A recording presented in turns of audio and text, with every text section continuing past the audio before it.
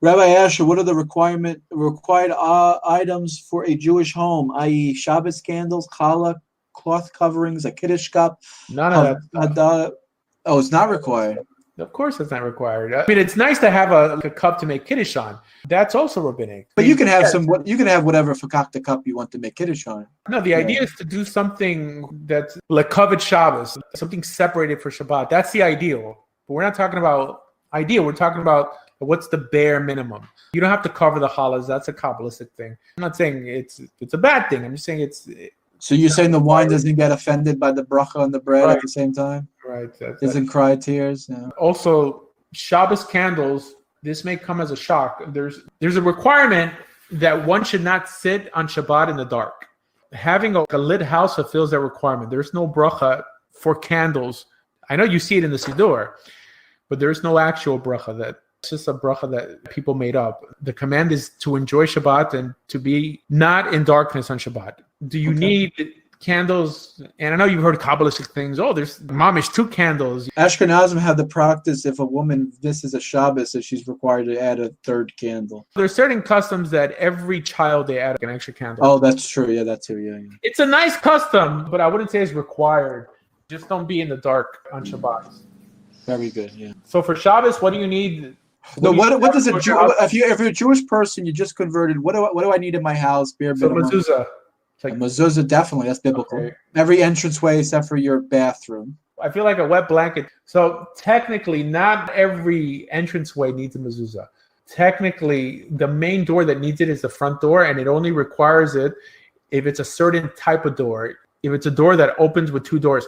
Most people don't teach it like this, but this is how the actual original law appears. People put like mezuzahs in their cars nowadays. But do you put the mezuzah straight up or tilted at an angle?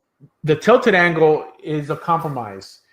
The 2 opinions in the Talmud is either straight up or sideways. What Ashkenazim did was compromise, put it tilted to fulfill both opinions. So nowadays, Ashkenazim put them slanted. It's typically slanted in the way that the traffic is coming in. And Sfardim put it straight up. If you come to my house, it's straight up just because that seems to be the more authentic approach. But Ashkenazim do it the other way. There's actually no source to put it slanted. I mean, no Mishnaic source, but I'm not going to say it's terrible to do. I heard you say before, Jonathan says, I heard you say before that you can ride a bike on Shabbat for enjoyment, but not if it's medically advised. Would that pertain to lifting weights? You're allowed to lift weight on Shabbat. You're allowed to run on Shabbat. Again, if it's not prescribed by a doctor. I don't think I mentioned riding bike for enjoyment. I said to go to shul. The Ben Ish Chai actually mentions riding a bike on Shabbat. That's allowed. This whole thing that if the chain falls off is something much, much later. It's pretty recent. Don't forget, bikes are a new thing. People weren't discussing bikes in the Talmud. You could technically ride a bike even without an Eruv. I was taught that converts actually become orphans, then symbiotically adopted by Avraham Avinu. That's a pretty story. First of all, there's no requirement for people to change their name. The notion of Ben or Bat Avraham is a custom. It's a nice custom. I'm just trying to make a distinction between what you're required to do and or believe and what's just a nice idea. It depends if you believe that the founding of your faith was with Abraham or it was with Mount Sinai. They're both right. That's a good. And we also have to share the video and share the channel. Let people know that Rabbi Asher Meza is actually hosting these talks and actually discussing Torah with us, and get the word out there, because that's fake Torah. That's fake Torah. We're fake rabbis and fake Torah. Let everyone know the fake cardboard cutouts. Yeah, we ain't real. Torah hashtag Torah takeover hashtag throw you under the bus hashtag. We have Kaya really with the questions, and I loving it. How did the rabbis arrive at the conclusion that fire on Shabbos is equivalent to flicking a light switch, but hearing a Megillah over the phone or PC doesn't fulfill a mitzvah? That's an interesting. I don't. Well, if it really matters, I mean, what she? Oh, this is what I think she's saying, and I love this question because I have this. If the telephone is not really if it's so important that you can't use a phone, you can't use your computer, you can't flick on lights, you can't use all the technology, it's forbidden on Shabbos because it's so important that you can't do it, then why can't I? Then why doesn't it not fulfill the mitzvah? Why can't I say? Why can I read it over the phone then? If you can't do it because it matters, right? You get the logic. What Right. we're asking, like So it most doesn't rabbis make sense. nowadays, You're having it both ways. You're saying no, it doesn't make sense. It doesn't mean anything. But then you're saying on the other side of your mouth, you're saying, oh yeah, you can't do it. Mhm. Doesn't make sense. Most rabbis won't say that electricity is fire. Only a very primitive rabbi will make that statement. They'll say it's prohibited for different reasons. Finalizing the Prohibited, circuit. right? That it's the final blow. That it's making a circuit. There's a rabbi named that he's already nifter. He's dead. Rav Shlomo Zalman Auerbach. He wrote Minchat Shlomo.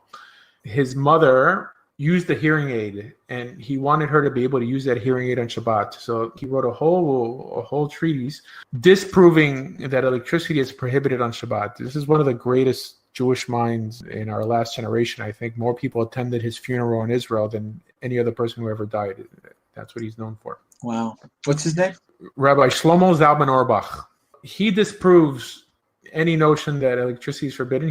And at the end of his sefer, he says, even though he's disproven it, he still doesn't use electricity because it's his minhag not to use it. Like, I've never heard of not listening to a Megillah. I mean, you could read a Megillah on your own, but there is a statement in the Mishnah that someone blowing a shofar, hearing it by echo, doesn't fulfill the requirement of listening to the shofar being blown. This understanding would also apply if someone wanted to blow a shofar via telephone, that it's not the actual sound of the shofar, but it's some sort of rendition of the actual sound. Now, clearly, there was no telephone back then. It's not absolutely wrong. The Sanhedrin would have to rule on it for it to be wrong, but it seems like there's a good case for it being wrong. Again, I don't think there are any big consequences for doing something like that. Like, okay, that could be between you and God because there's no Sanhedrin for it. It's not like it's something that's involving someone else. I was discussing a few months back with John on the notion of having a virtual Beit Din or having people witness a marriage virtually. Now, this is something that could affect your children. Right? I mean, your children might be considered mamzerim, might affect them finding a spouse because you're doing something that's not traditionally done. So there's consequences for that. There's no consequences other than the consequences between you and God on hearing a Megillah on the phone, if that's kosher or not. Like, if you're convinced, I think God doesn't care because it doesn't. It's clearly gray area. That's But it. why can't I get an electric menorah and say the bracha for lighting the menorah candle and then put Shabbat in to light it on? Because you're telling me you're telling me a light is you can't do it for Shabbos. You can't do it because it actually is electricity is a violation because it is what it is. It's an actual accumulation of breaking the Shabbos, right? Or the I don't believe that. I don't believe that. I mean, I have a whole video saying that electricity is allowed on Shabbat. So you're saying that you would say from your perspective that if I say a bracha on lighting a Hanukkah candle and then I push the button on the electric menorah, that would be fulfilling the mitzvah of lighting Hanukkah candles? Yes. Yeah, but not because it's fire, because a Ner Hanukkah is a lamp that you're doing it for the light. First of all, like Shabbat candles, you light them before Shabbat. You don't light them during Shabbat. And they're there to give you light on Shabbat. But I don't see the correlation because the lighting of Shabbat candles, the actual lighting has nothing to do with Shabbat because it's done before Shabbat. Well, I'm bringing that up. I'm trying to find a good example. I don't really have another example on top of my head, but most people that I've spoken to would say that is absolutely zero. You're not fulfilling your obligation on lighting Hanukkah candles by doing that, saying a bracha on an electric menorah. That would be not fulfilling the mitzvah. And so why would that be the case if you're so gun-ho that electricity is an actual tangible thing that you can't do on Shabbos, if that's how powerful it is? I'm saying the element itself, electricity. Right, I disagree with that position that it doesn't fulfill it. I think it does. To light a Hanukkah menorah, it's nicer to do it with the oil, but that doesn't mean that why shouldn't you be able to fulfill it with an electric? Like, I don't see there being a requirement for there actually being fire for it.